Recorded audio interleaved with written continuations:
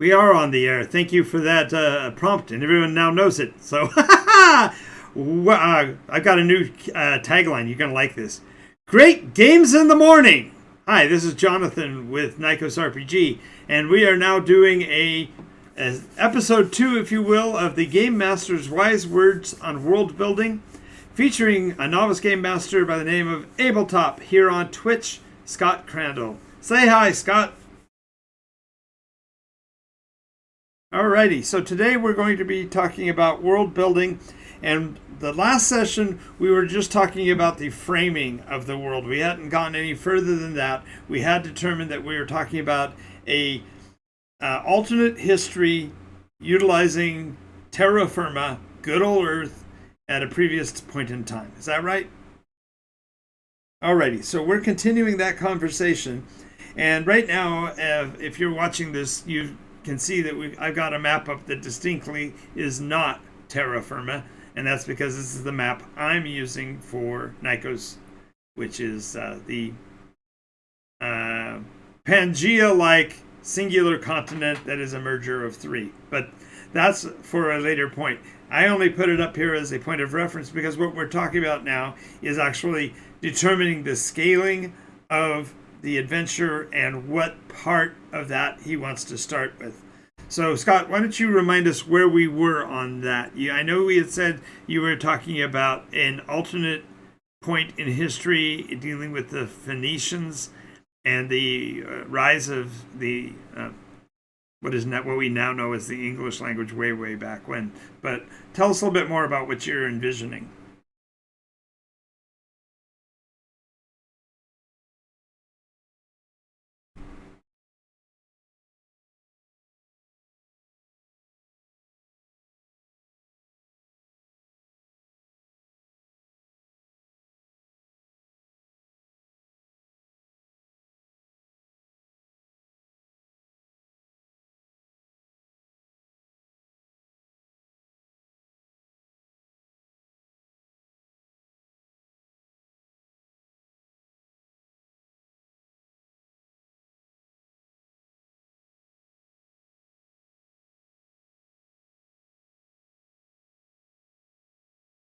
Okay, so if it's set historically, then are we dealing with any of the mystical species at all?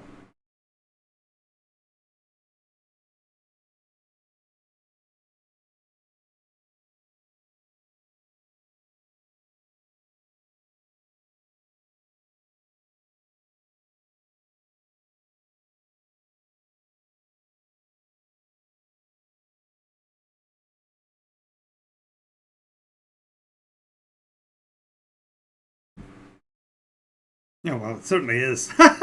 Humans are arguably the best champions and the worst villains in all of history. So, especially Terran history. But I guess my reason for asking that was when we are talking about creating a fantasy world, we often think of it as taking us off the planet and out of our species comfort zone. And so by having a singular species, do you see an issue in your game in terms of player pushback? Are there going to be, do you think there will be players that are interested in it from that standpoint, or do you think they're going to come at it and say, but I want to play an elf or I want to play a dwarf?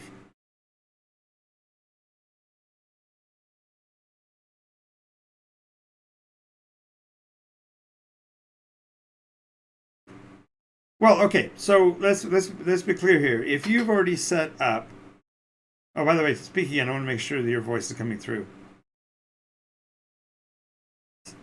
You're, it's not.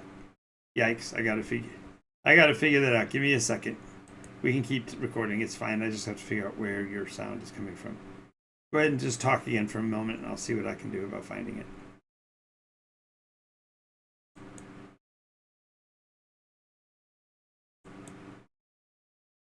Keep going.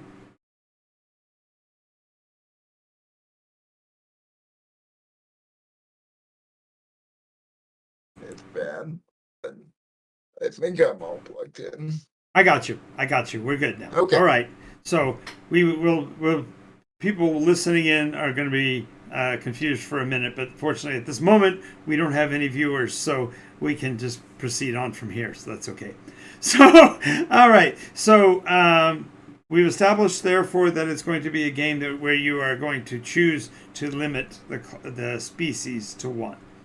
Now, I know that we have talked about this utilizing the NycosRPG mechanism, but you've also talked about using other mechanisms.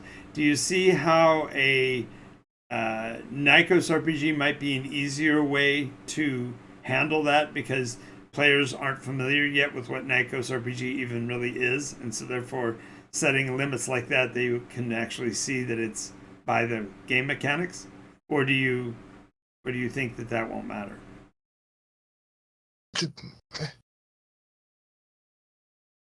You know, honestly, I don't know.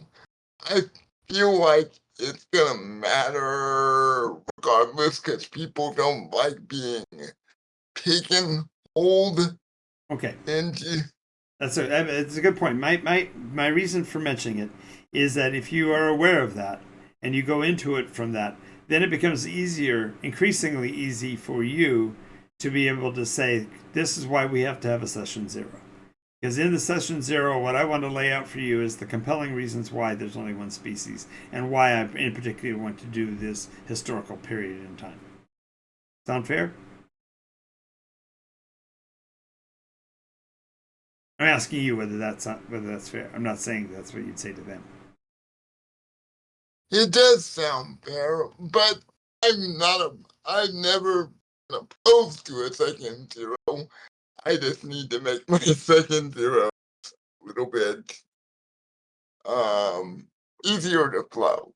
That's fair. That's fair. And one of the reasons why I'm doing the Session Zero Chronicles as often as I am is to build up the knowledge. Because, as you know, Nikos is a fairly rich world, and if you were going to play one of the myriad of species, you might want to know what the various species even represent, because it's a rather extensive list, arguably better than I mean, a larger group of possibilities than most RPGs, but that itself can be problematic. The reason why I was asking in particular about where you're going with this game is, what if you were going to give me the elevator pitch on this game? Do you know what an elevator pitch is, first of all?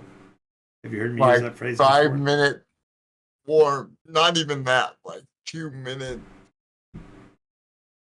It's like a few seconds to just throw out It's the big. three. The easiest way is, think of it this way: is it's 3 to 5 sentences that begin with its name and end with the person who is listening wanting to know more. So you say, "I'm doing a alternate history time frame in the Dark Ages, and I'm setting it in the Aegean." Right? Because Yes. you're doing it in that specific locale, right? You're not doing the whole global world at that point. You don't have to worry about world building beyond the boundaries of where they could actually visit, right? Not until I decide to give them. Well, that goes into game master controlling.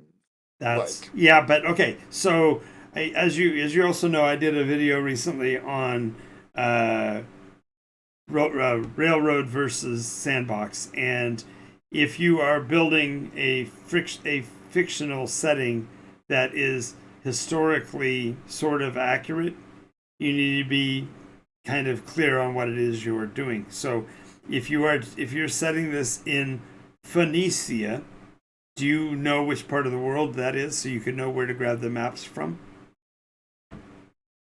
Benicia, I honestly have no clue where Benicia is. I thought it was somewhere in the Mediterranean, but Yeah, yeah, more than likely. I don't have my maps out in front of me, and we're looking at the Nikos map. yeah. But yeah, it's along a body of water, and because they didn't have sextants and they didn't have astrologic navigation, they didn't guide by the stars. They only tracked coastal regions. it made the map therefore not have to reach very far out into the what Nikos would call the Blackwater. You would only have to do a small coastal location.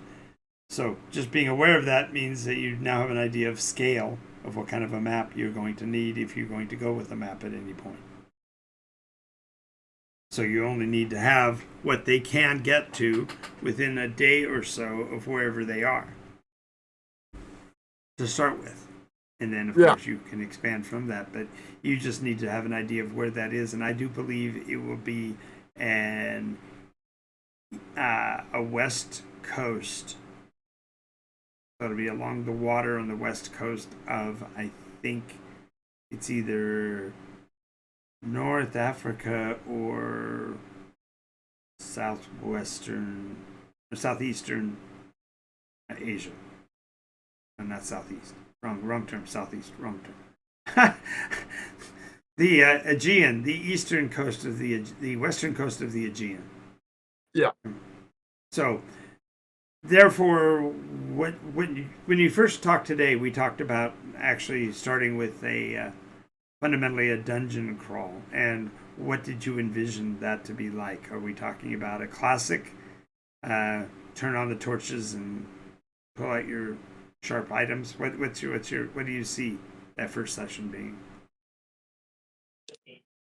Well, if we were going to do the classic dungeon crawl, that was what I was thinking. But now I'm trying to think of how a dungeon crawl could work in this setting with. Because if we did a dungeon crawl, wouldn't we have to introduce other species?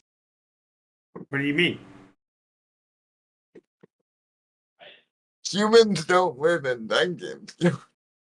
Well, okay, I think you could actually, if you go back and look in your Dark Ages history, I do believe you'll find that in areas of Turkey, people did live underground, especially early, because there are myths and legends. And as a matter of fact, they just recently found the ruins, I think it was in Turkey, where a guy was actually knocking down a wall in his little house, and he found there was an entire subterranean city underneath his house.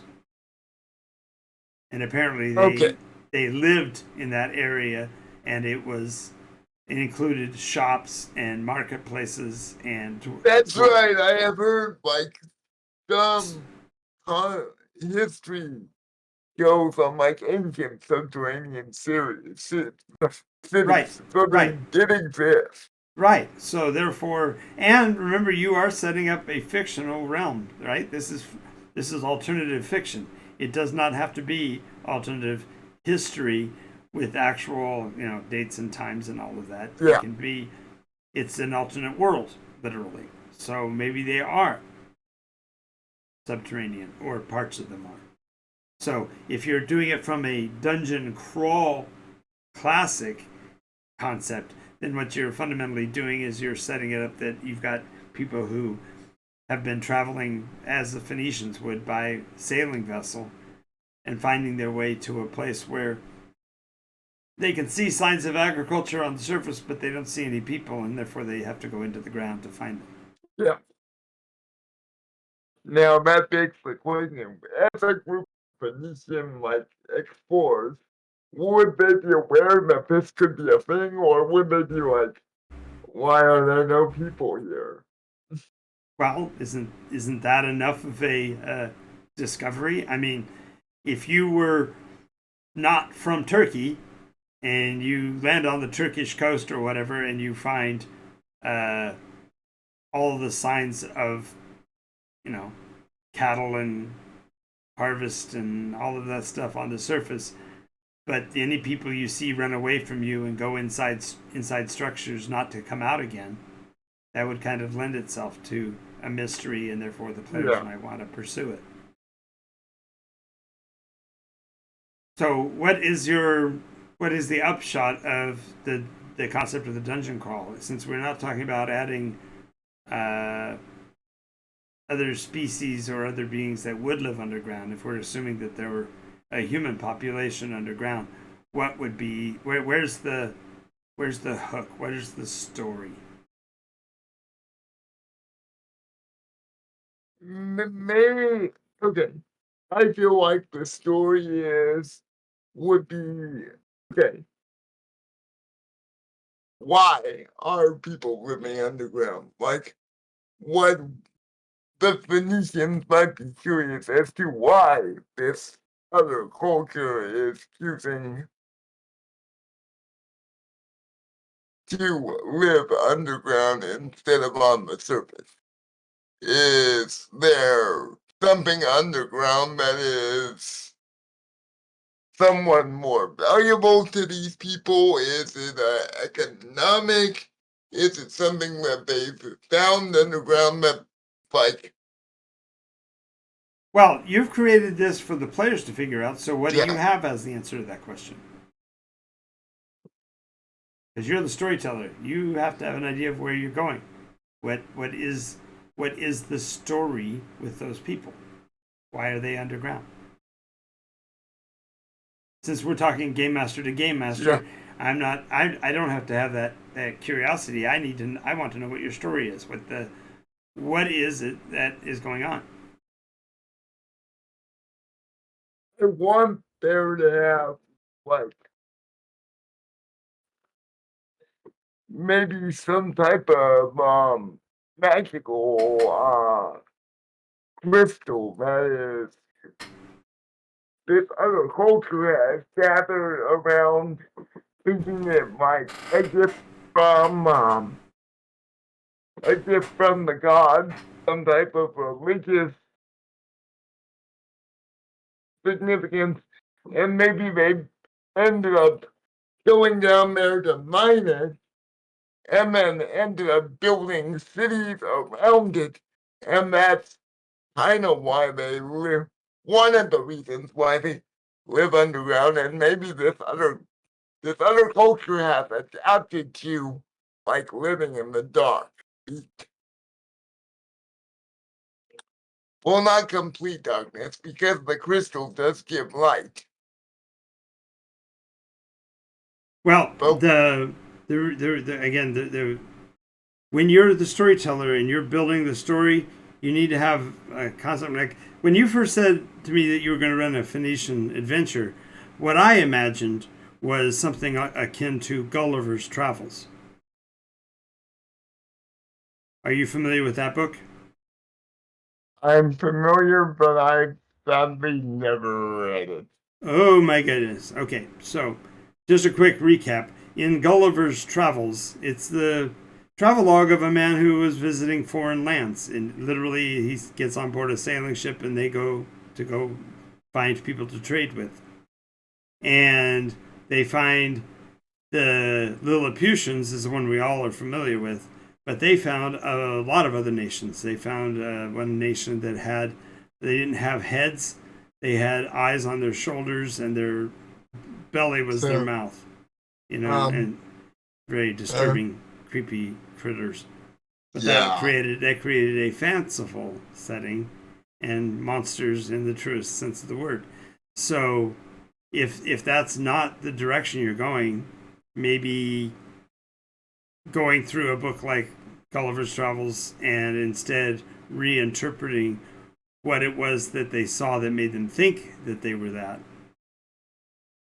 Perhaps they are wearing costumes to make them look bigger or whatever. And so the concept of the large face and no body was actually just part of their costume.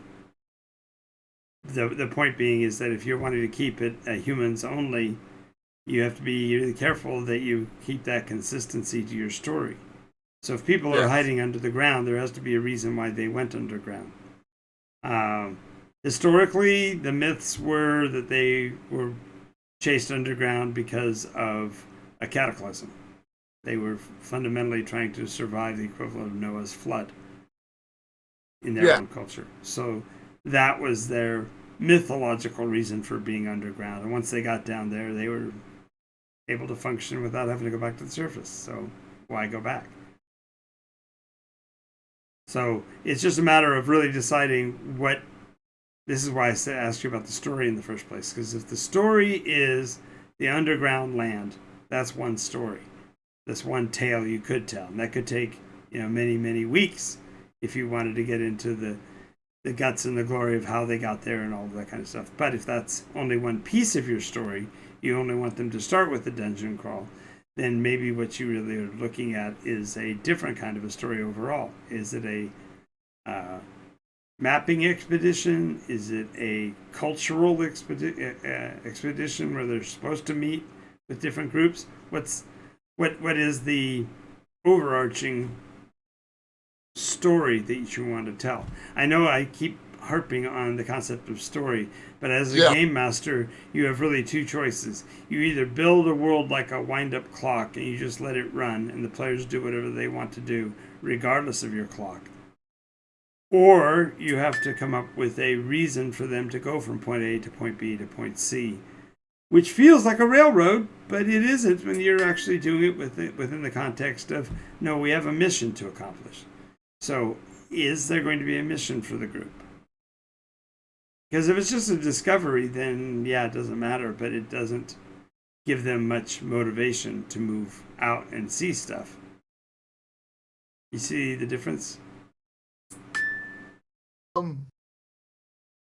This is okay. So this is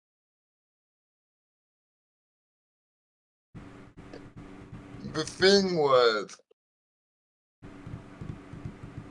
I saw the dungeon crawl as kind of a separate thing. But I now want to fold that into the story since we're building one world. But I feel like the exploration would be more the Phoenician style. Of course, Phoenicians really didn't historically go beyond their coast, right? But we're fixing that. Yeah. Your story is saying, no, that is the alternate histories. What if the Phoenicians were the sea peoples of ancient times? What if they were the travelers that made the connections?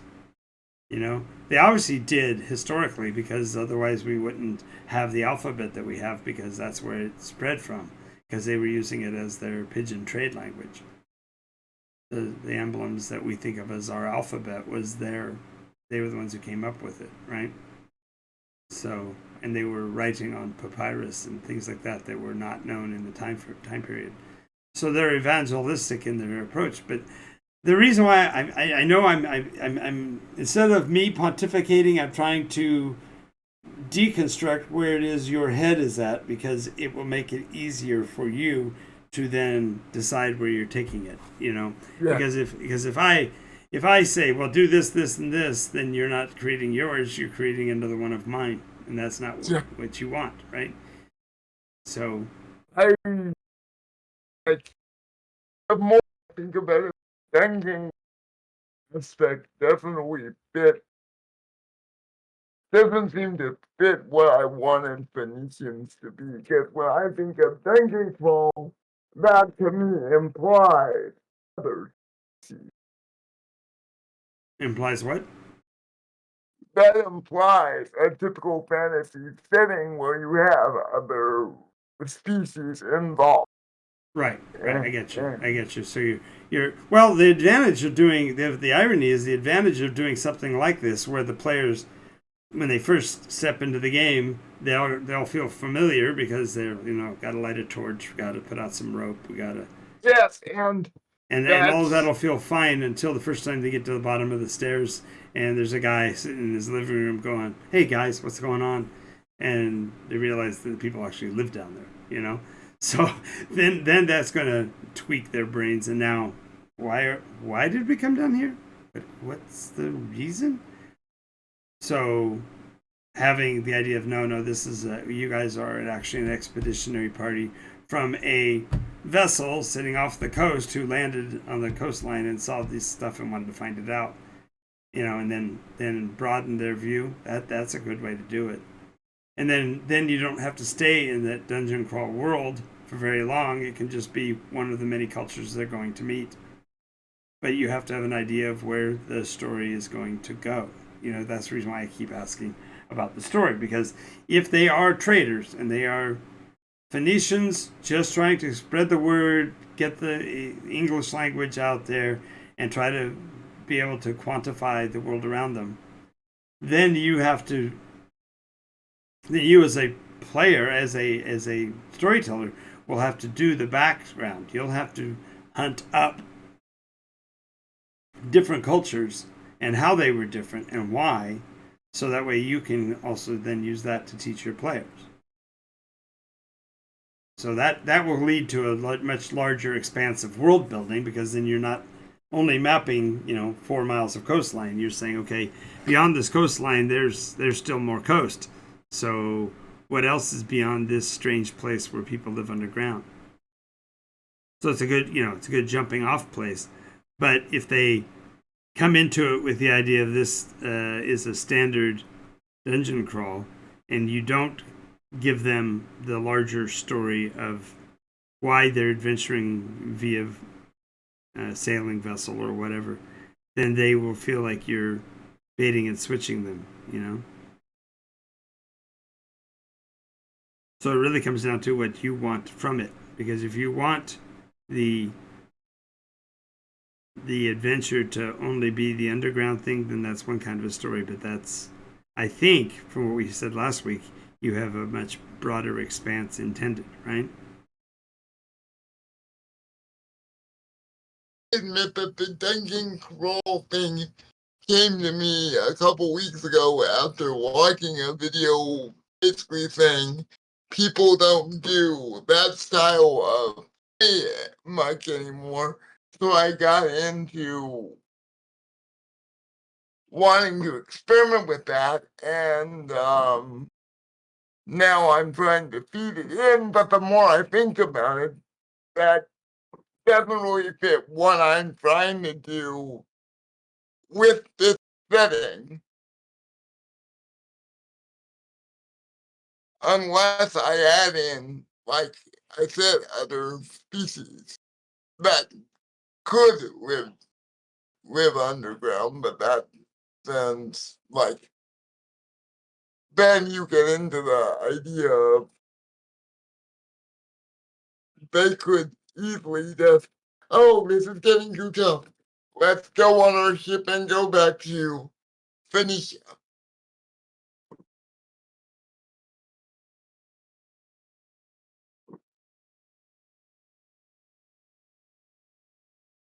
What am Well, I think this is the crossroads. You originally, the part that I didn't get when you were talking earlier before we started was that you said you had like two different ideas. And I think what's happening is something that happens to every game master, is that If you start to run a game the way you've historically run the game, and then you look over the game master's shield and you see another group doing something completely different, and you go, oh, that looks like fun too. And then you want to try to incorporate both into the same worldview. And it doesn't, and it cluttered. rarely, Well, what happens is it yeah, gets cluttered, it gets confused, and then all of a sudden, your original group is being drawn in directions that don't make sense to them, but you're getting what you want out of the game. And at the same time, the new group is being forced to play in a mechanism that they don't want to play. So you have to decide which is which. So I get your point. And I think this is probably why, this is just my conjecture, but I said this may be why you've had a history of starting up a game, running it for a few weeks, and then that's not what you want to do anymore. The players are going in a different direction, or they're taking the story off in a different one. Or worse than that, you saw something on a show sometime that looked like it'd be fun to do, and you're not sure how to start a new one with that without killing the old one, because you're seeing all the energy you're pumping into it. So I think, conjecture here, is that you shouldn't be thinking in terms of campaign yet. And I know that may sound like harsh words, but no, maybe what you need to realize is that you are, at this point at least in time, better suited to run a 3 to 4 week vignette of a world, and then switch to a different complete worldview with a completely different group of characters to do the next 6 or 8 weeks with. That way you can experiment with each one of them without harming your ability as a game master. You're not going to be putting yourself in that weird undue burden of running a game you don't like, or conversely trying to force a shoehorn one system, one worldview into another worldview. Yeah. So I guess we have to at this point decide which one we're doing, and then go from there. Or conversely, work on all of them at the same time and run 3 games a week, like somebody else we know. John, you know I can't do that. I am not. Don't use the word "can't" around me. You know better. It would be okay. It would you be don't very... want to. You don't want to, and it's an undue burden on your ability to meet with people to require you to do so. I get it. I don't want to do that at this time. That's fair. So the converse to that is don't pick on more than one. Pick one, run it for so many weeks, and know that you're going to stop at that point, no matter what happens to the story, and you have to let the players know that. Because they need to know that this story is not going to be, I'm going to use Jean for an example. Sorry, Jean, this is not going to be all of Valara's life. No, I'm not going to run all the stages of Miri's dream of becoming goddess. I'm not doing it. In the same fashion, you got to be able to say, I'm running for 6 weeks, guys. We're running this Phoenician storyline. I want to do some adventuring on a ship. I want us to follow the coast. I want to meet some new cultures. That's what I want the game to be about. I don't need to have a dungeon crawl for that if I don't want to, because there are enough cultures that you could come up with, different situations. Somebody who speaks their language, somebody who doesn't, somebody who is warlike and needs to be convinced otherwise, or somebody else is paranoid and doesn't want to share but needs to, or whatever. You could find the people of Herculaneum before the volcano at Pompeii, and literally try to save their lives. So there's a million different ways you could do that. But what I'm getting at is you set your framework. You say, okay, I am going to run 4 adventures, or I'm going to run 6 adventures in this frame. And then you write your outlines from that. With 6 outlines, you're not going to travel from the lower part of the Mesopotamian all the way up to Italy. You're just not. So don't think like you have to. Instead, you say, well, I want to meet this culture, that culture, this culture, that culture, and that's all. Yes, and then we fold that into the emblematic spans for the next arc, which has another 6 weeks. Somewhere else down the road. If it ever happens, I need you to realize that with the way you run games, it may never happen because you'll get onto something else and never come back. And you got to be okay with that. Stories can end in the middle. Players can run their character for 6 weeks and be done and never put that character on the board again with you. Doesn't mean they won't play him someplace else, but they won't be in your campaign again necessarily, because if you don't come back to that storyline, there's no way they're going to come back. Yeah. So if you think that way and you know that's what you're going to do, that breaks you free from the stagnation that you're feeling. Because what you're doing is you're shifting gears while you've still got oars in the water. You want to go sailing, but your ship is rigged for rowing. You can't make the rowers put up a sail, and you can't make the sailors row your boat. Right. Without somebody getting upset or frustrated or saddened or whatever. So therefore, knowing that, this comes back to the question, which do you want to pursue at this point? We are half an hour into the show, and we haven't really talked about which one in particular you want to do. Are you wanting to do the sailing vessel one? In which case, we've already got the start of it because we've got this underground thing as an anchor hook to get them in. But if this is not, if it's going to be the adventure sailing part, then they need to know that in your session 0. Yeah. So, I'd like to start with the sailing arc because that's where I feel I want to go, and let's. Okay, so if we're going to do sailing arc, your session 0 is going to be your initial sailing away, and you're going to teach them how to use the mechanics. You're going to teach them the basics of how conflicts are handled. You're going to explain how gear works and and all of that, so that whether you're using the NycosRPG or whichever game system, that the players are all on board and understand it before you get to any quote critical interaction. Yeah. Then in your session 1, maybe you do start with them landing on the shoreline and not seeing any people, and that leads to the underground adventure. But that doesn't have to be a full dungeon crawl. That just has to be the shock to the system to realize that people are actually occupied living under the ground their entire lives. Yeah, it could be where's the city down here? Get some supplies. We don't have to even insinuate a dungeon crawl element unless that is what we want. Right. We're not. So. All right. So therefore, that sets one thing up. The other is to set up your forever dungeon, because that's really what works best for the dungeon crawl. Because unless you have a established reason to stay underground, most people won't stay underground for more than a day or so. So if you're going to do a campaign underground, then that needs to be set up from the beginning as well. So if we were looking at just that part, then the dungeon crawl becomes essential because it teaches them, again, the basics and the mechanics, but it also tells them the world that they're in. And then that way you can add in your fictional races or whatever and not get any confusion. Do you see how those are different things? Yeah. Okay. I think, at least. The dungeon crawl sets up the possibility of fictional races without it being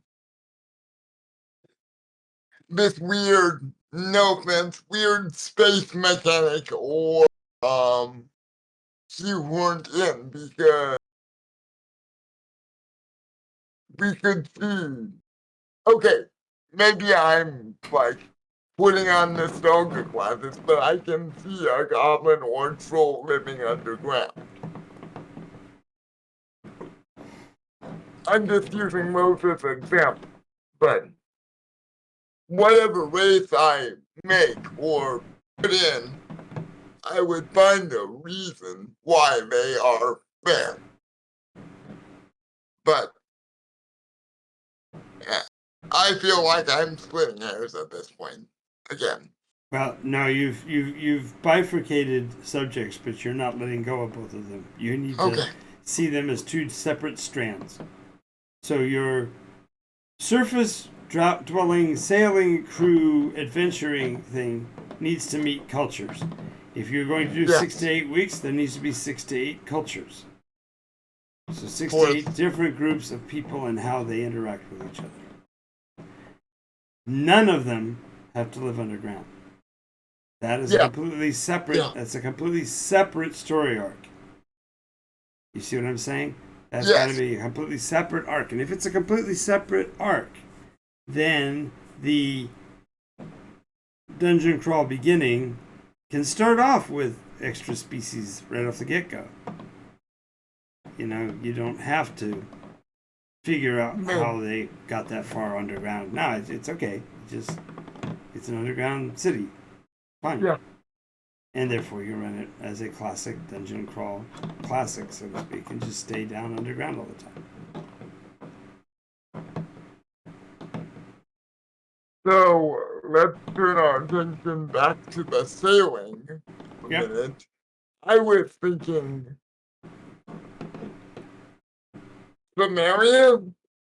Sumerians, Romans.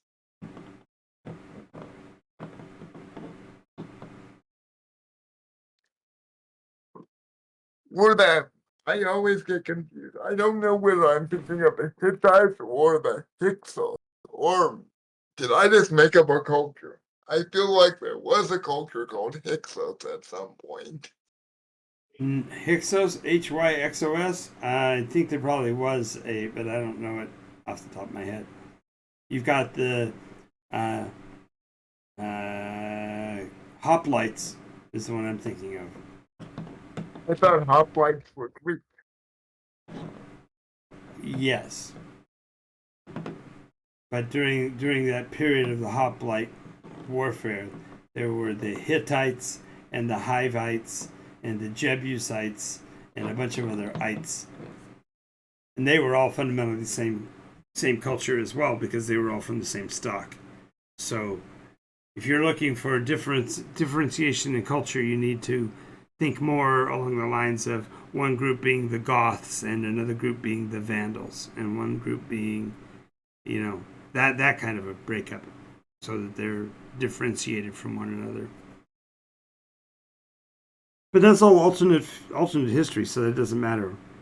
You can call them whatever you want because it's a fictional setting. But I'm just trying to differentiate between the two, because if it's a human-only campaign, then all of the bad guys have to be human as well, right? Yeah.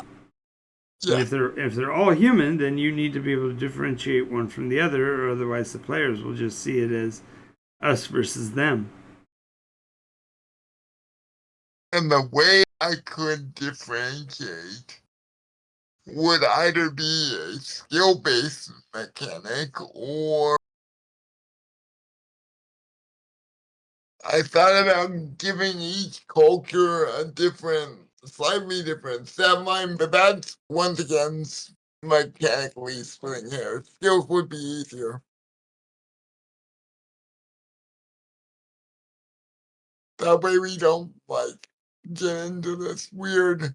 Why do Romans start with a team brilliance and a 20 cognizance?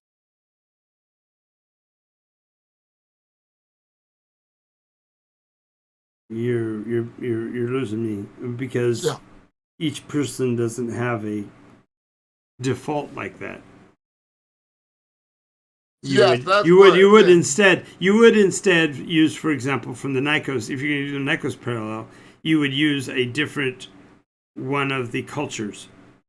So the places would be different by their culture. So one place. Okay. Yes.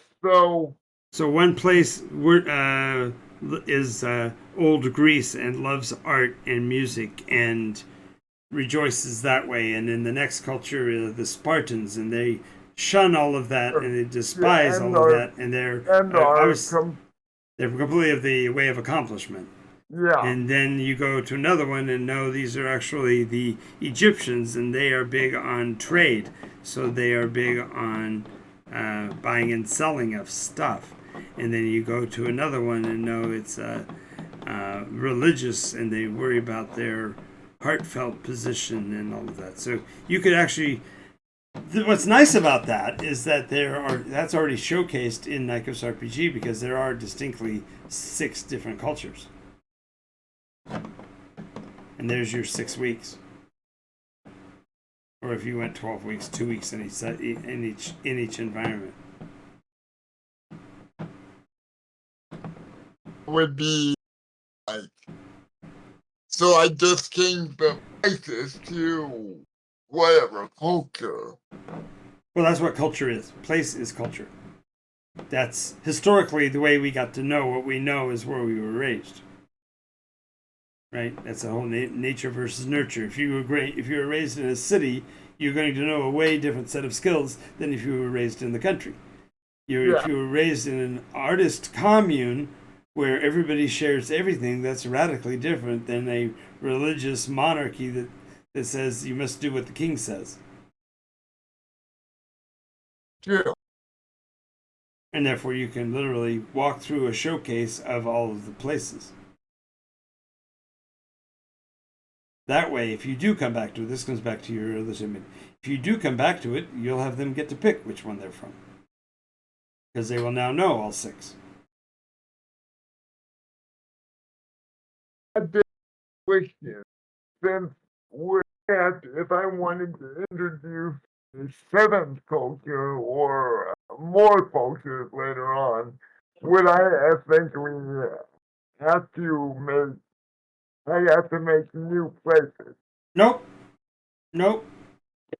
Because Or there's a just, thousand different ways to be a commune, right? You've got the David Koresh commune where everybody does what the big boss says, and then you have the uh, Zionists or whatever, the group that believes that a city is the most important thing, and so they focus on that. And then you have the Asian culture that is dead set on. You see what I'm saying? You can have each of the classes or each of the cultures represented two or three different countries, and each one of them can be different because they respond and react differently. yeah. So yeah, you're not limited. You just use that 6 as your test bed to see whether you like the environment of being a game master for that group. And if by the time they've gotten to the 6th adventure they're not interested in doing it anymore, you're already done. You can just say, okay, we're done with that and move on to the next adventure. Because I think the problem that I always see if you're talking about comparison with a traditional RPG nowadays, when I look at a traditional RPG, I see a group that is generally bereft of culture at all. They're not a medieval group. They're not they're not a Middle European group. They're not an Arab group. They're a mixed bag of. Well, a big bag of steaming crap, as far as I'm concerned, because none of them have an understanding of why they're doing what they're doing. They just are players that want to play in a story, and if so, then why do all the work? If they're not there to play the story you want to write, then you need to change. You either have to change your writing style to match them, or you got to educate them. The question really becomes, which do you want to do? I think the easiest way is to say, okay, we're playing a NycosRPG mechanism, and you get to pick a culture, but in the future you'll get to see what the different cultures are. Or conversely, say you must come from this group's culture, and therefore you're all going to be from the same group, and you're going to learn about the other 5. You see what I'm saying? So it's really a matter of what you want to be as a storyteller. Because if all you're wanting to do is call out the monster and have them roll the dice, then it doesn't matter which mechanism you use. And the story doesn't have to be a story. It can just be a series of things they do. Does that make sense? No, it makes sense, but now I'm questioning, like,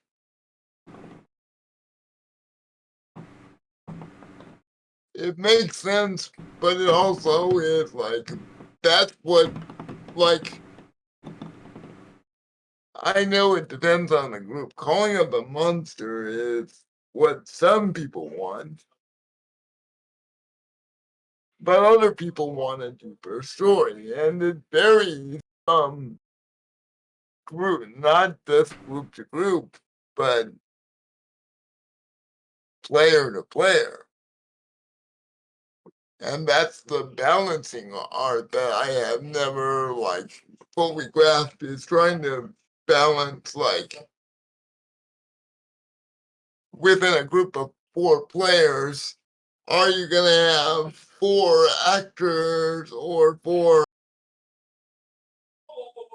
player, well, I'm using arbitrary terms, but are they a bunch of just, we want to punch something, or are they,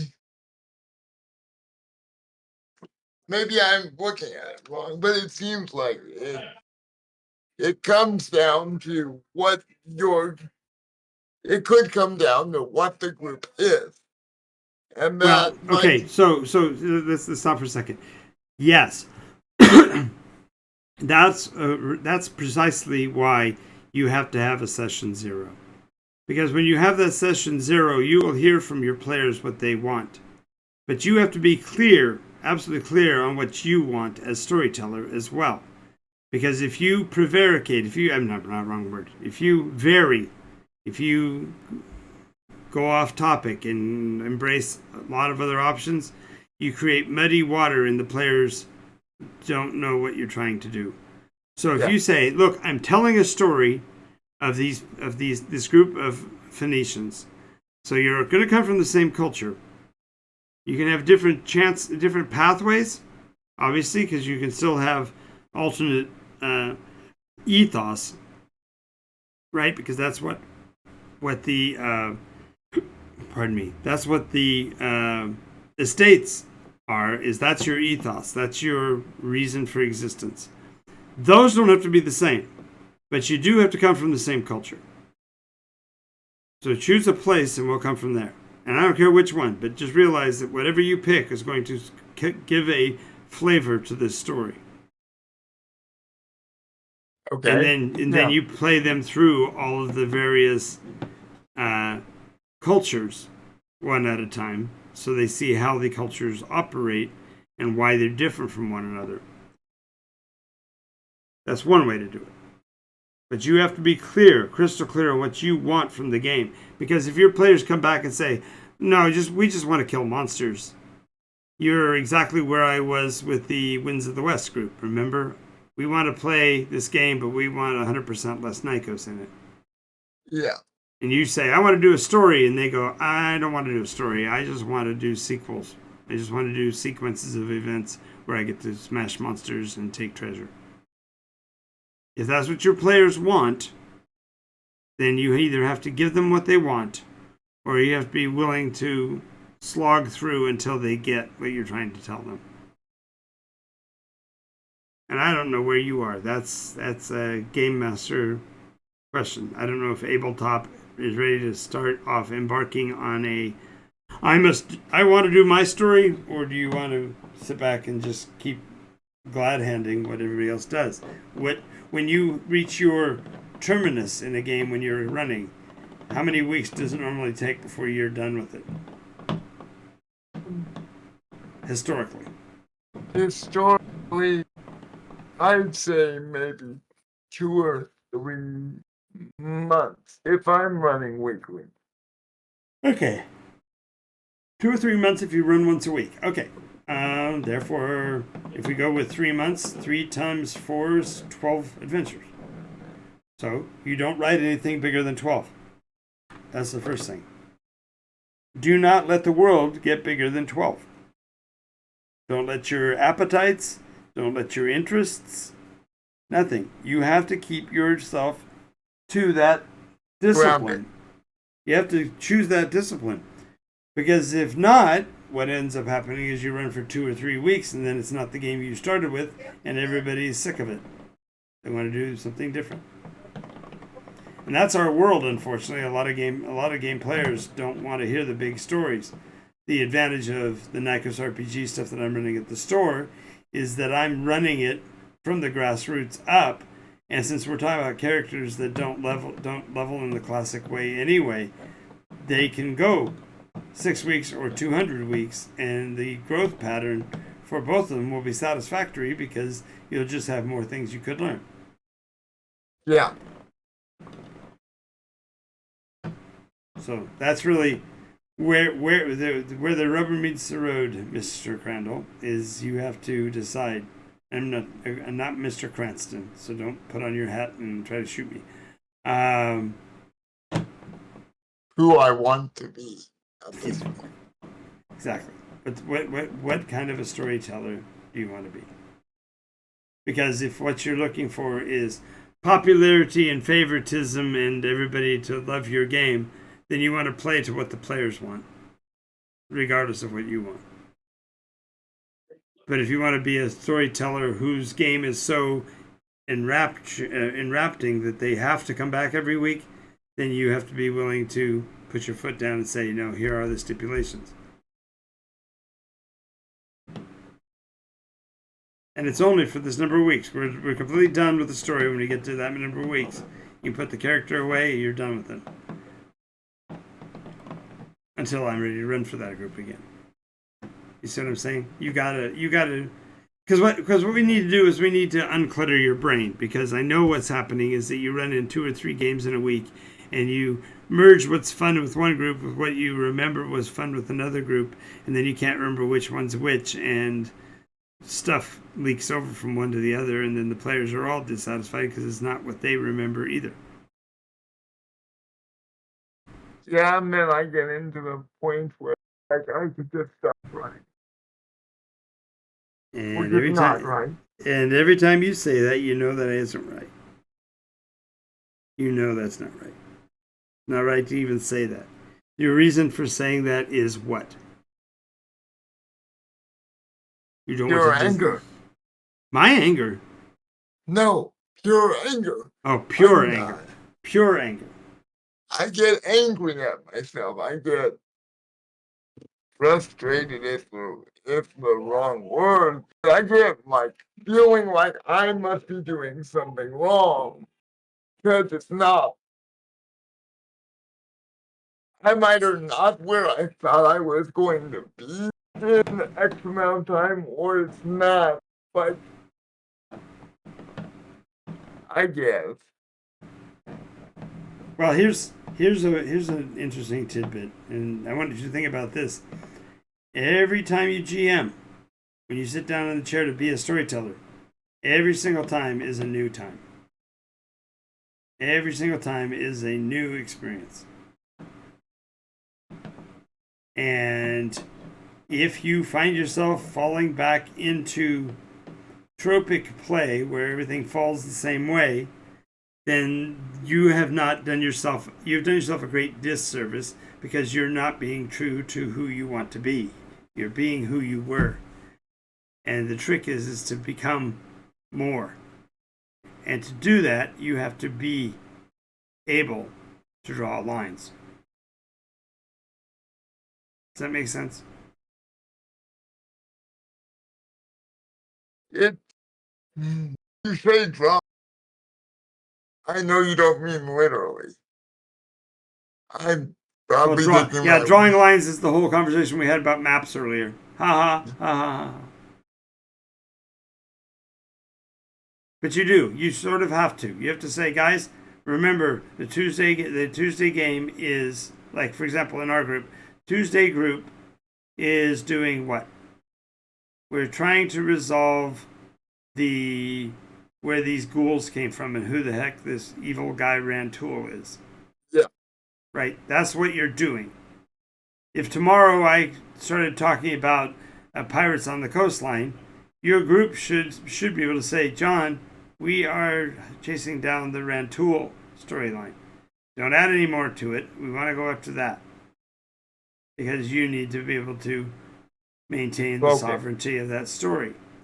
And in the same fashion, when you as the game master create a story and you say, we are going to do this boat travel thing, if two of the party members go, oh, we want to buy some horses and we're going overland, you have to say, guys, we've already commissioned the boat. All our stuff is on board the boat. If we don't go with the boat, we lose all our stuff. Stay with the boat. See what I'm saying? You got to be able to push your agenda as stridently as you let the players build theirs.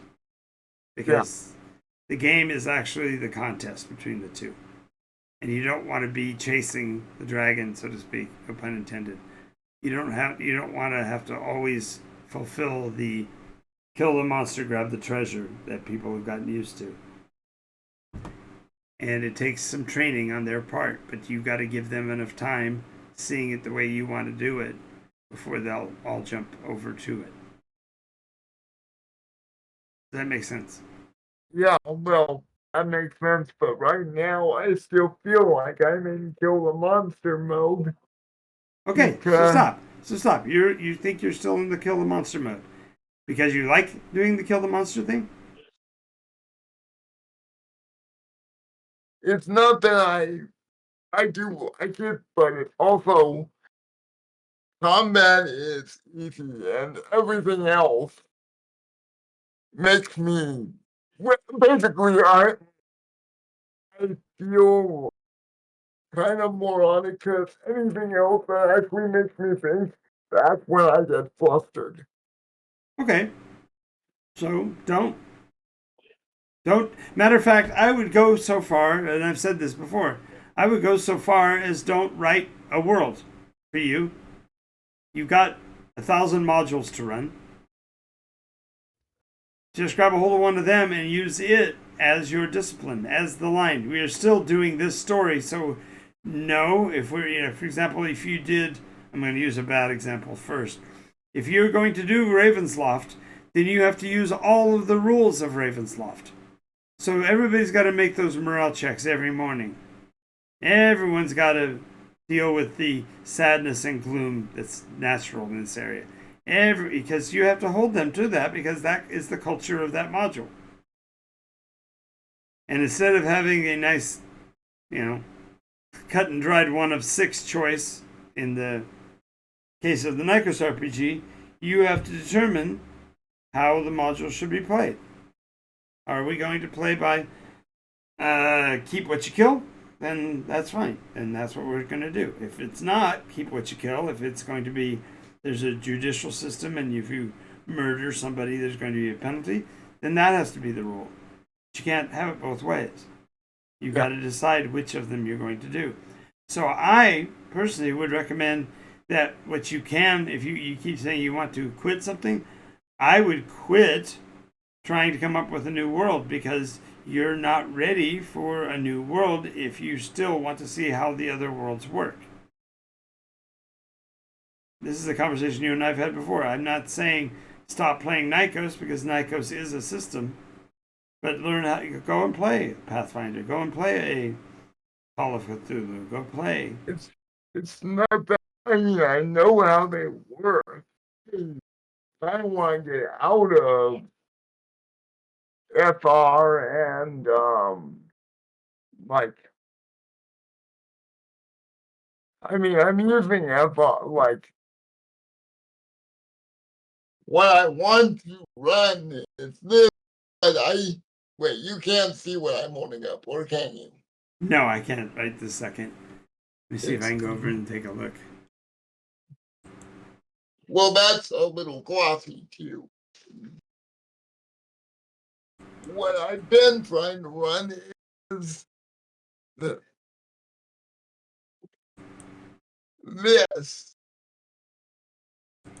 Hang on a second. Not there yet.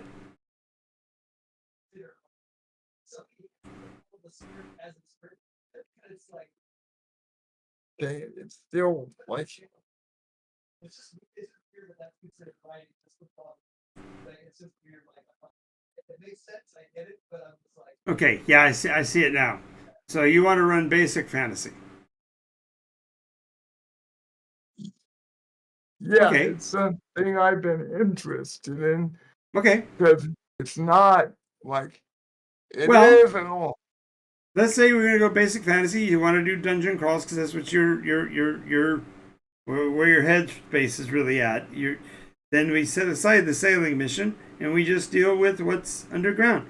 And if we want to still be human, then what kind of beings would you have underground? Or what kind of things would you have underground that aren't sentient beings?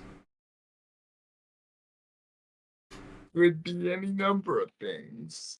Oozes. Well, first of all, think about who did the digging, right? So if it's not mortals, it's not human beings that dug the holes, then the holes were made by something of a natural means. So maybe it's giant ants. Maybe it's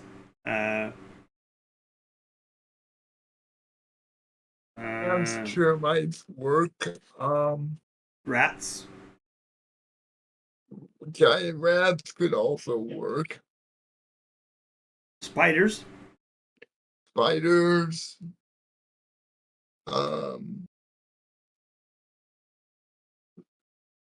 I submit to you that you went and looked at night creatures. and I just looked in the encyclopedia or online and just typed in what kind of non-sentient night creatures. And you can find a million of them. And then just make your story about those beings. And you could even do some educational aspect of it by saying, okay, yes, this is a spider that's from this part of the world, and in this case, it happened to grow to super size, and it happens to catch and capture these kinds of creatures. Blah blah blah blah. You see what I'm saying? So therefore, you never have to leave never leave the classic dungeon crawl environment. As a matter of fact, your party would then become fundamentally exterminators. Um, but exterminated for who? If this is completely underground.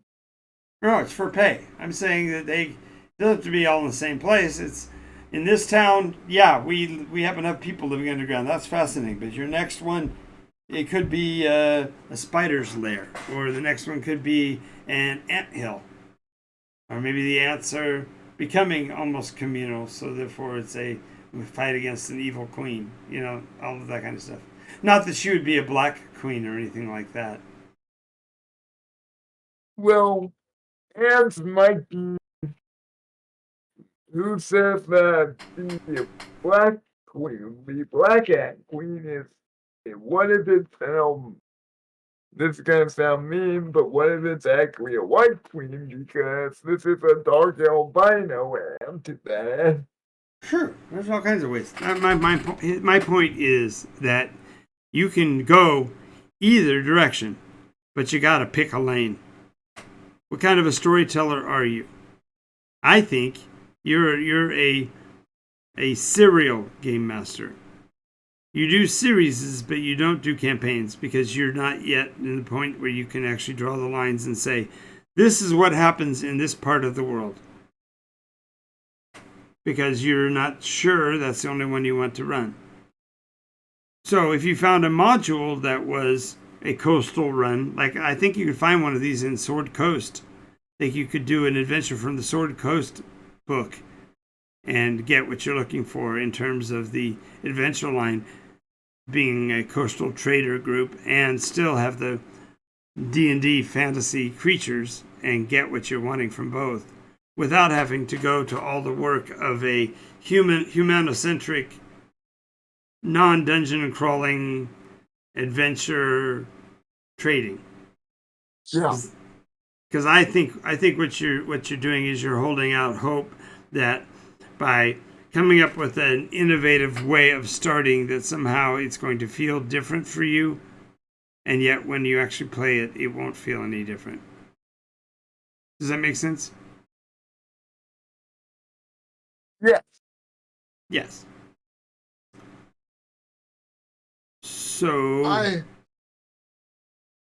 So this has been enlightening, but not necessarily productive from what we.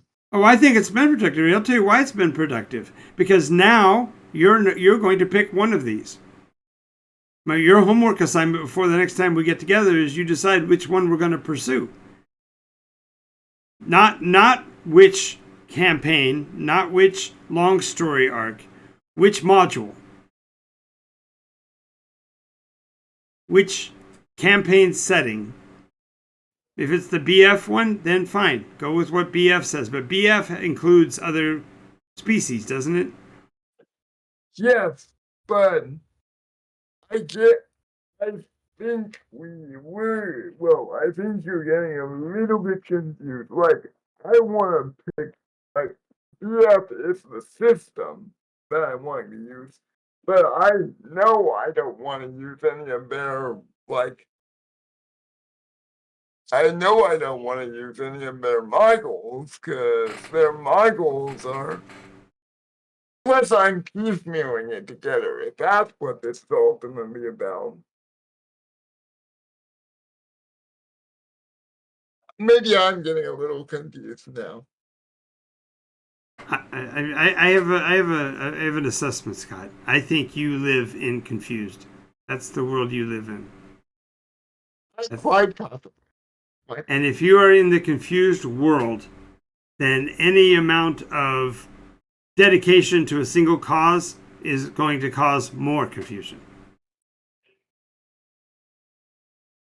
And therefore, it leads to the hand twisting, and I don't know if I want to do this or I want to do that, and I'm afraid if I do this, then that's going to come out, and if that comes out, then I don't know how to put it back in the box because I don't know how to stay in this. Don't beat yourself up. Become who you are. Embrace the kind of storyteller you are. I know I've played a game with you. Remember, I'm actually a veteran now of a Scott Adventure World. You know how to tell a story. You know how to string the pieces together. You just start to string them together, and then you reach out for something else to add in that doesn't fit, and then you feel weird about it, and then you kick it back out, and you feel like you've lost your audience. But you haven't, because you're still you running your story. So the whole conversation about Altera being a separate world from this other thing you want to run is really the issue. You want to run and utilize the NycosRPG mechanism for a while and try it. Cool. You don't have to change anything else you're doing. It's just that when you get to a fight, instead of going, what's your armor class? You say, okay, so we're going to have to determine what your attack sequence is going to be. What is it you're doing during this action? And then we're going to roll against that. It's just a difference in mindset. It's not a difference in the mechanics. It's not a difference in the... Let me rephrase that. It's a change in the mechanics, not a change in the world. Yeah, I know your argument is all these games are the same because World War... I submit to you this fact. If you were to play a sci-fi game in space and take out all the sci-fi references and the space stuff, it would be a dungeon crawl, or it would be an adventure time campaign across an arc, or it'll be a system of discovery. Whatever you have as the basic core to your game is not going to change by changing the mechanics. All that's going to happen is the way you come to a resolution is going to change. And the reason for a system like NycosRPG, more than anything, is that the NycosRPG lets you make the flavor matter. And the other systems don't let the flavor matter. It comes down to which die table you rolled on. Did you make a success or a failure? And that's as far as it goes. That's the reason why I say they're all the same, because I have run games in every system known to man, pretty much. There's a couple that I haven't. I suppose I could probably figure out which ones I haven't, but I've played almost all the systems, and really, what it comes down to is the way you couch the question. If I say, well, we're going to play Shadowrun, and we're going to use dice pools, and you have to make 6 successes out of 16 dice. Well, mathematically, what is that? 6 out of 16 is 1 out of 3. That's a 30% chance. So why spend an hour and a half rolling dice to have a third of a chance of success when you can simply say, roll against your skill at 36% and let's see whether or not it worked relative to the other person's action.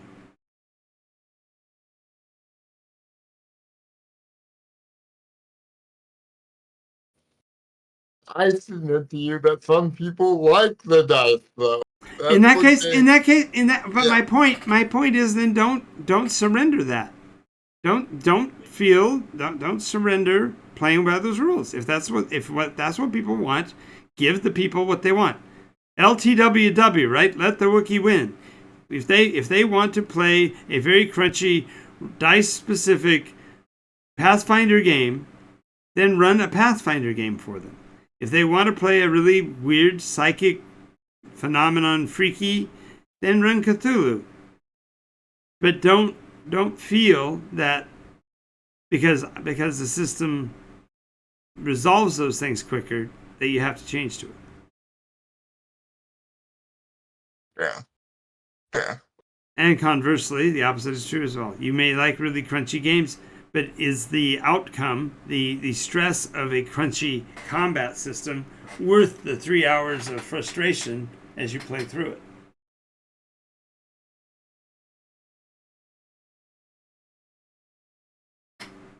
To me, that's.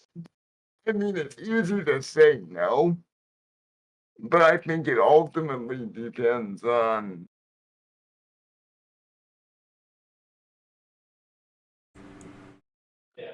For me, the crunchiness of combat does get annoying, but it's not. Ah, dang it. Okay. What? I'll give Nycos a shot. No, hang on. No, that was a rubber band. Yeah. That was a completely. You just did a rubber band on me. You know, Sorry. you stretch a rubber band, you stretch a rubber band, stretch a rubber band, Boing. and then boing, and the boing didn't even make sense because the boing wasn't. Yes, I'm going to this one. Yes, I'm going to that one. That was never what I was saying. I was saying pull the rubber band out and look at it, and decide which kind of rubber band you want to use. If you don't want to use the methodology under one, then use the one you like, and don't feel like you had to make somebody happy with your choice. True. And that's my core flaw. Is I'm trying to No, make. that is no, sir. That is your core strength. It feels your- like a flaw right now. Okay, but I'll tell you, yeah, but your core strength, your absolute core strength, is you care about what people think. You're afraid that you're going to somehow make me upset by saying I want to run this game in Pathfinder. And you've said you don't care, and why don't. didn't I? I don't because the system isn't what matters. The role play is what matters.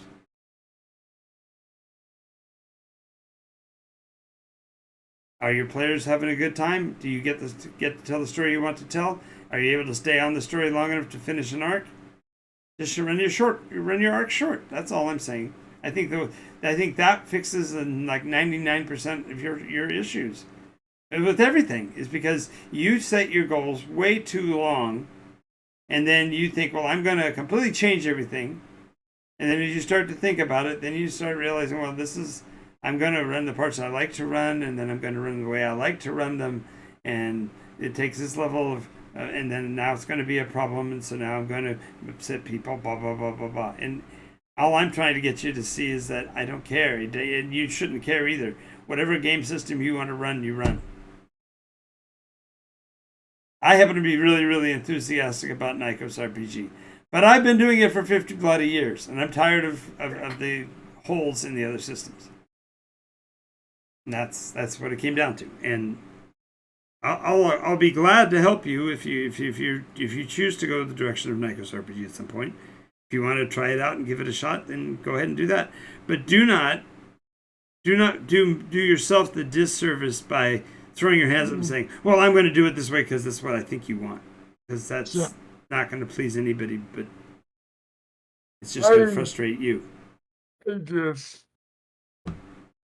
Sometimes I feel like I don't know what I want because I have so many. Not even people telling me what to do.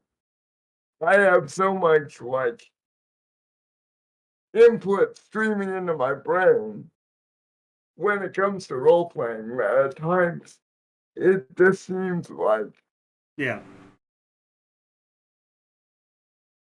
almost noise. That's the best way I can describe it. It is noise. It is noise. Shakespeare. Sound and fury and signifying nothing.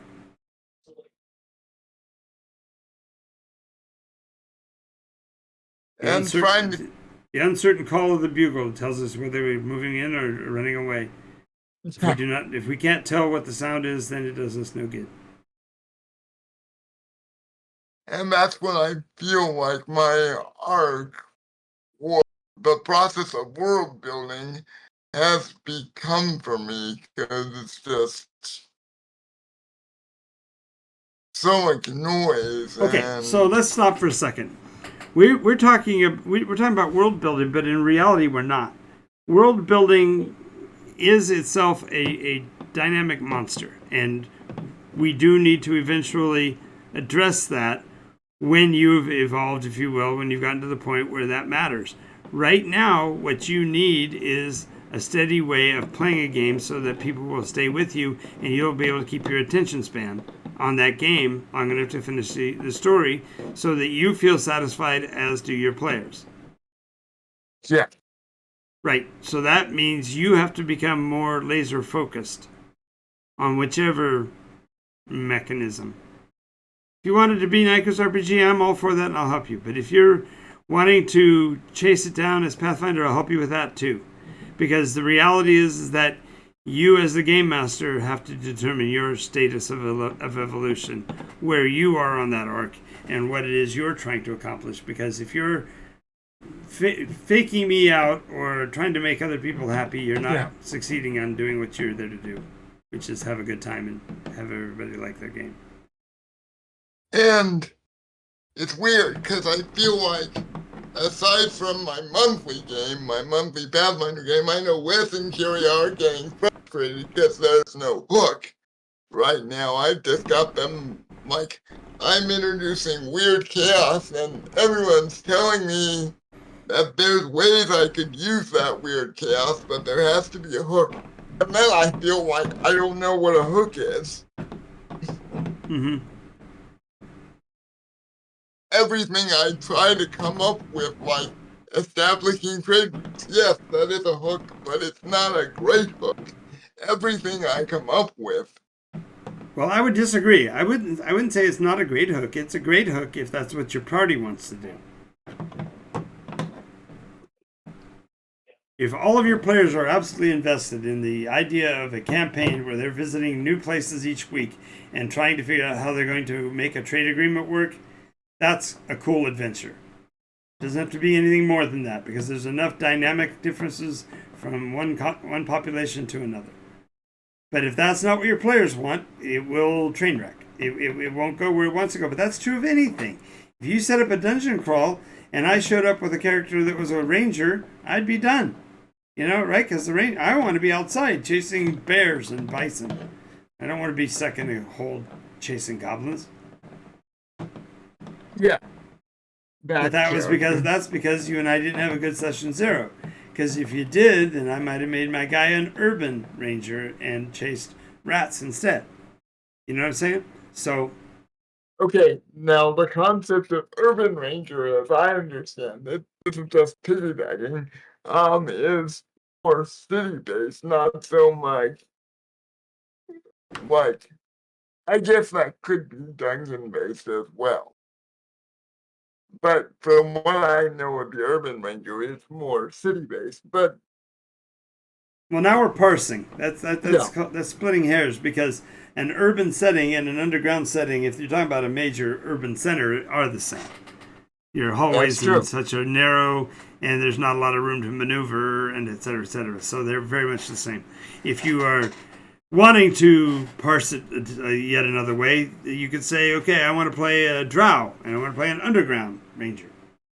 In that case, they're exactly suited for the dungeon crawl, and they're not suited for the travel down the Nile River or whatever. Yeah, because daylight's gonna be a thing, and that's gonna bug out there. Well, that's not even what I'm talking about. I'm talking about the fact that they're not going to want to go on that kind of an adventure. They are narrow spaces, intrigue, close fighting. They're not open expanse. The enemy is trying to give us a bubble bath. Why are they trying to give us a bubble bath? I don't understand. It just wouldn't fit with the culture of the character. It goes back to why is the session 0? And the session 0 should be before you decide what game you're going to run. Yeah. Because if I'd had this conversation with Winds of the West in the very first week and they said, I don't want to hear any of the Nycos story, then I would have said, find another game master. Yeah, if you had known what they were actually wanting, you would have said, I can't do this.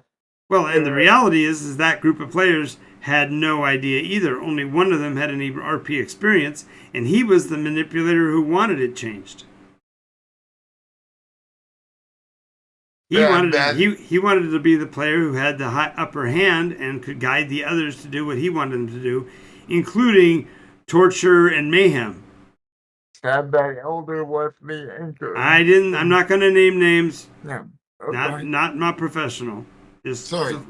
That's okay. Just suffice it to say, it was a player who had an agenda, and he was the only one with any play experience. The rest were all brand new, and they honestly didn't know, so they all said yes to Nykos because they had no frame of reference, and they were all doing great with it until the person that was dissatisfied decided to mandate a different way to play. No, he mandated it. He says, we're not playing that way anymore. And it's like, well, I'm not game mastering for you then anymore. Yeah. So I guess the gist of all of this, Scott, is that I'm wanting to help you laser focus on what you're good at, because a game master is best when he's doing what he's good at. And I perceive you as being a good storyteller when you have a frame, but you have to stay in that frame until it's done. And so set short windows so that you can accomplish that. Because if you run 4 weeks and you've had a great game, and that 5th week you're starting to feel the tug to do something else, then by golly, go and do something else. Call that adventure over. Say, guys, we're done. Those characters are now released. I'm going on to another story. And we can come back and revisit it later, maybe, but don't feel like you have to. Yeah, so basically what you're saying is that the anchor points where not even anchor points, but cutoff points where I feel comfortable and just finagle whatever story I'm doing within that space. Yeah, just be okay with saying we're done.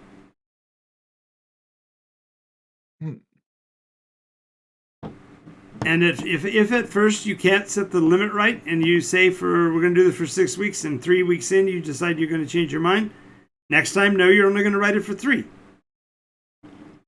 At some point you'll find what your happy medium is. And I don't think your happy medium is a psychic who got it right. Ba-doom boom. No. Okay. Okay. So now that I know that,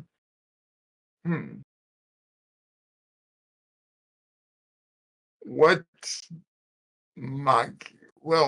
I'm now going back to my goals, and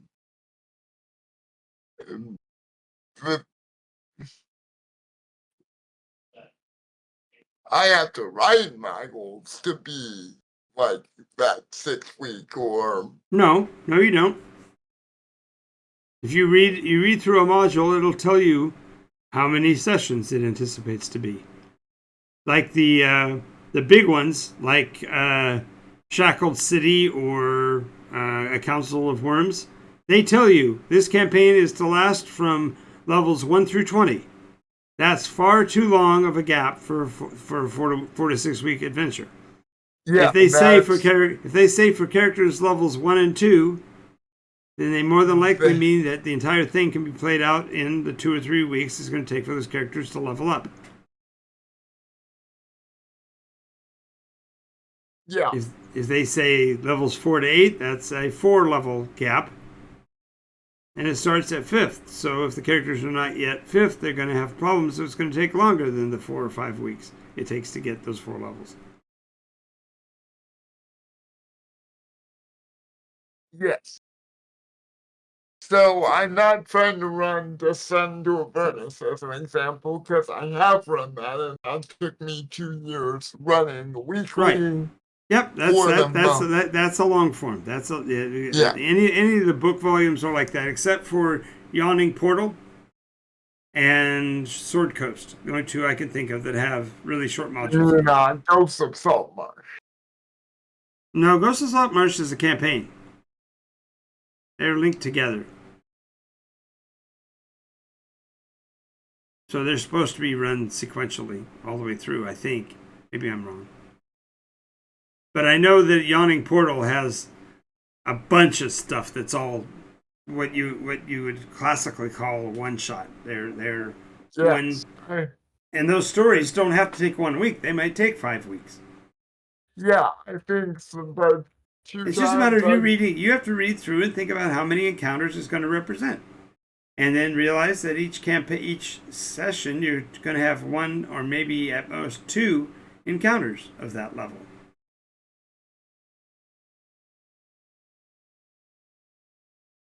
yes. Right?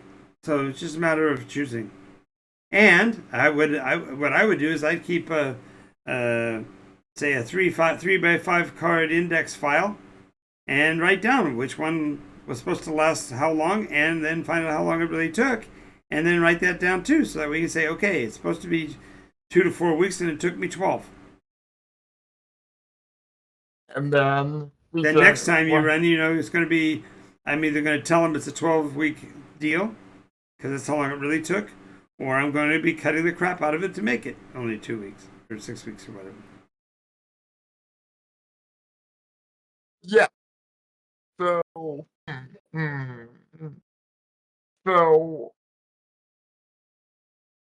there's only like two dungeon crawls I know of, but I don't necessarily want to run either of them at this point. I want to make my own. There's the world's longest dungeon, and then there's Rabbit Outback, which I have both of them. There's Tomb of Horrors, but I've ran that. I've been a player in that a few times. Really, no interest. Yeah, no, I would say Mad Mage. Mad Mage is Mad Mage is that's something I want to run, okay. So but that Mad, okay, listen, no, Mad Mage is exactly what we're talking about. It's a each section of that map is a separate subsection. So you say, okay, we are going down to level 4. We're going to go down and we're going to do that one module. I think that's the Spider Queen. So you go down and you do the Spider Queen, and then you stop. We're done. We'll come back to the yawning portal at another time. so you're saying don't feel like you have to start from the Undertakers all the way to the end. No, you don't have to. That's in the module. It actually says that. It just warns you that each level down is subsequently harder, so don't drop level 1s into level 4. But you already know that part. You Yeah. already know how much fun it is to scale.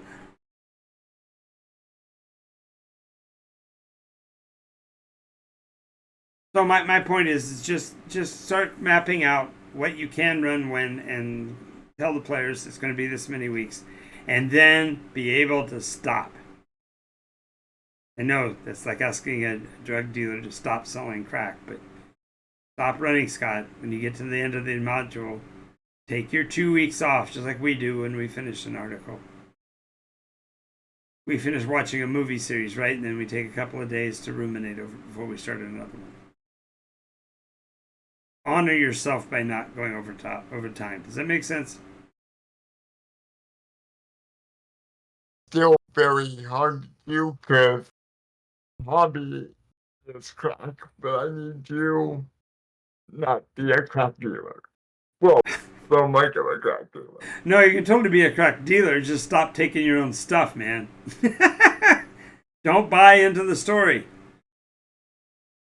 See it as it is and say, okay, we have reached the objectives that we set before us before we started, and the time is up. So, the end.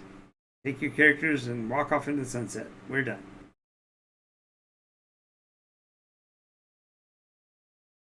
And if they say anything, but we want to go deeper. You say, guess what? We'll do that at a later time, and I will take under advisement that you would like to do that. Here's what I'd like to do next. And usually it'll be whatever you're on to at that moment, and get them to agree to that. And then you run what you want, and then you come back to what they want, and so on. So I'm not building a world so much anymore. I'm building a sequence of linked events. No, what you are building a world, Scott. You are building the world according to Scott. jigsaw brain. You've got to, yes, you have to figure out which piece you want to run and run that. When you have run all of them, you'll know which ones you want to keep, which ones you want to dump. Then you can talk about building the arc. It took me 6.5 years of game mastering to finish the arc the first time. Right? It took 6 years to do it a second time. And so on. And the only major advantage I had is that I was moving so often that every new start was with new players, so it was okay. Yeah, and this is okay.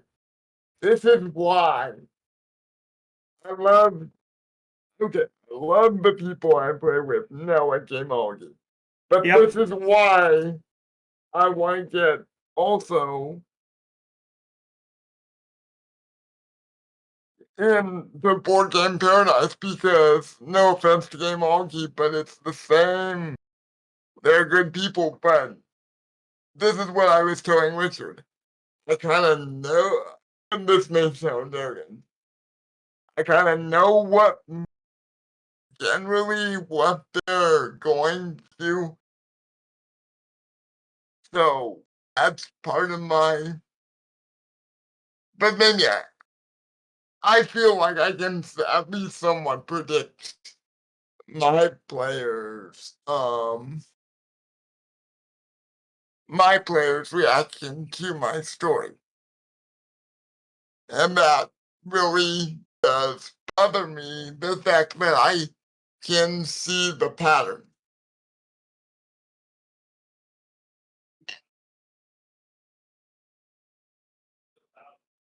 But maybe I'm just now I feel like I'm being reactionary.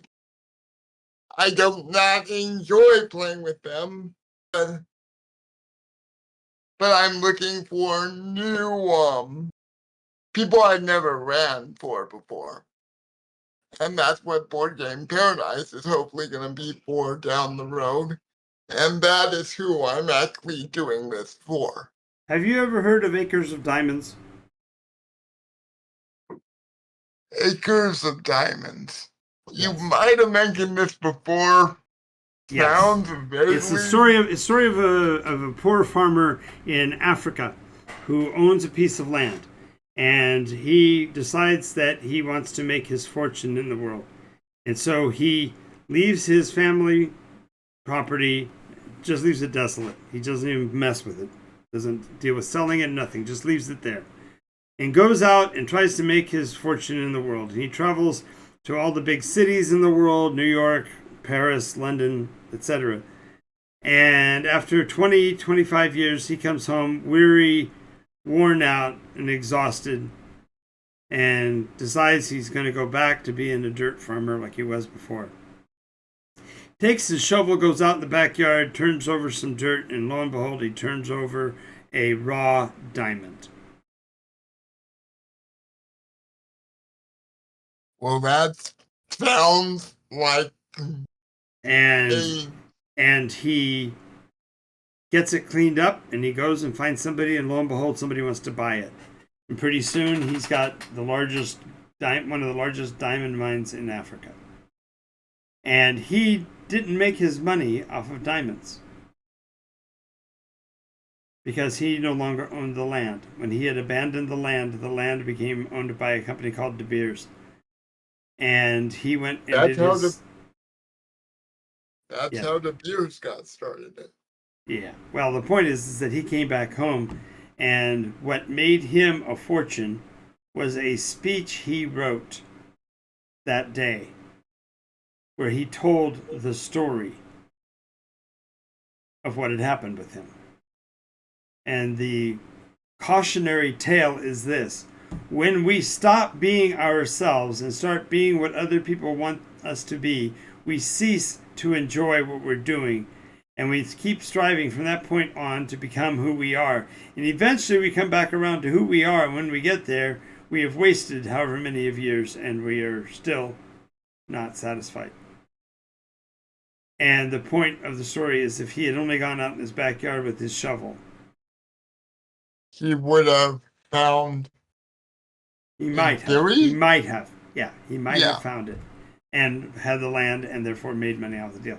And but what I'm getting at is he made money because he traveled the world telling that story, saying, "Don't be like me." So when we talk about games mastering and world building, and you look at the example that I've used, don't leave your acre of diamonds. You have players that love to play in your games. I know it. I've seen groups. I've seen groups in some cases that rival the size of the ones that I run. You've had 6 and 8 people in a game, and you've gotten frustrated because you don't know what to do with that many players. But the reality is that you must be doing something right if they keep coming back.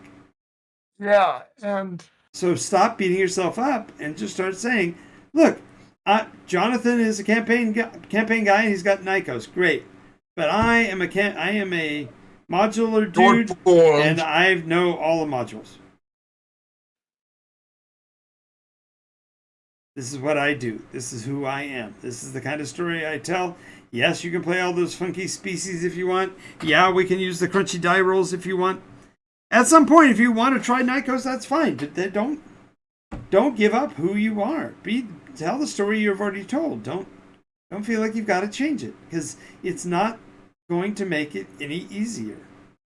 You're still going to have the same challenges as you've always had. Yeah. But in those cases, the maps are already drawn. You can internalize where everything is by studying the map. If anything, that might be your biggest flaw, is that you don't always internalize what you're working on, so you're busy looking on to the next thing instead of internalizing the piece you're on right now. And then I can pick and the planet change its name and put it into the world when I'm ready to do that. But I need to actually finish these. Just play all the pieces. Just play all Yeah. You're still a kid in a candy store. Keep playing the modules till you get to the point where the modules are all the same. You get to where the modules are all the same, then you do want to link them together, because the story of each module can link together to make a big story. And once that big story is done, then you can start to branch off and do your own thing without them, because the module isn't what you're running on anymore. But until then, just enjoy the part you like.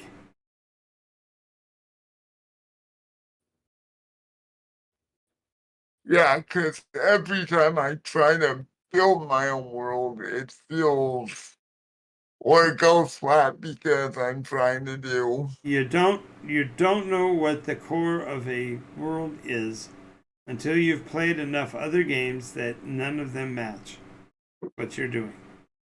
As long as they feel even partly okay, you don't want to give up on them, because there may be a module out there that's the right one, you know. My personal favorite module, I can't ever seem to run right, is the Steading of the Hill Giant Chieftain. Isn't that what they turned into Storm King's Thunder? Well, they intended for it to be Storm King's Thunder, but it was a horrible comparison. Wait, no, you're talking about Against the Giants, which is in or are you talking about Against the Giants? Against the Giants became Storm King's Thunder. Against the Giants is also in Yawning Portal. But in the Yawning Portal, they actually stripped the actual module. Just like Tomb of Horrors is in there as well. Tomb of Horrors is also Tomb of Annihilation. Yeah. They're reimagined and therefore arguably worse, because they stretched it out and made it into campaigns. Well, I think, having played them both, okay, I have not played Storm King's Thunder or Against the Giants, but I think playing both Tomb of Annihilation and Tomb of Horrors, they are equally terrible and just horrible. And I didn't even get to see the ending of Tomb of Annihilation because I wasn't there that week, but whatever. Yeah, exactly. I have no interest in running that. I have no interest in running Curse of Strahd. Well, okay, so I'll tell you, there's a reason to have both of them. In the case of a Tomb of Annihilation, the mapping mechanism is outstanding. I love the idea that people making a map might make a mistake. I hate the fact that D&D as a 5e rule system got rid of that by giving inerrant direction to barbarians. That's like giving good berries to clerics. Like, stop. Stop. Let players fail. Let them get used to mistakes. Yeah. So I could use that mapping mechanism from Hume when I'm ready to build the world. Absolutely. I'd go even further than that. The module, the story generator in the Dungeon Master's Guide from AD&D Player's Hand, Dungeon Master's Guide is the best thing since spread better. Because you can build it at the high level to get your maps made, and then you can build it on the smaller level whenever it goes into a dungeon. Yeah. And I think I still have my AD&D Dungeon Master's Guide. Now, you're talking about AD&D, not second edition, right? Or are you talking about? No. I'm talking about they're the original, the oldie but goldie, Advanced Dungeons and Dragons Dungeon Master's Guide. The one's got the Efreet on the cover. The actual Efreet, not the statue, but the actual Efreet. No, I have a copy of that, but I don't know whether the fact that it's a reprint. Nope, it should be fine. It should be in the back. I think it's like pages 228 to 248 or something like that. It's in the back of the book.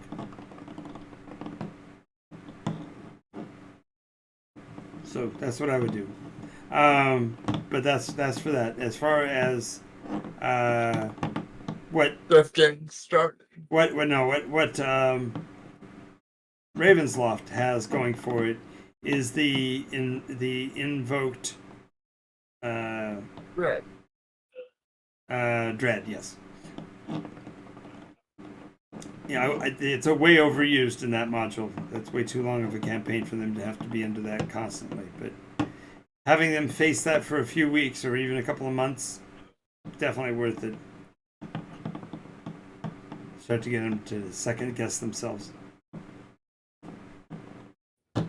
Well, we are coming up at 3 o'clock, so I want to get out of here. I think we did really good today. I want to thank anybody who's been watching us. I do know we've got one constant viewer that's been with us for the most part.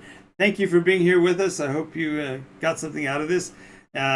Scott and I will be continuing the Game Master's Wise Words on world building, although we may not be talking about world building per se, but on how to integrate module transitions or something next time. Yeah. So everybody have a great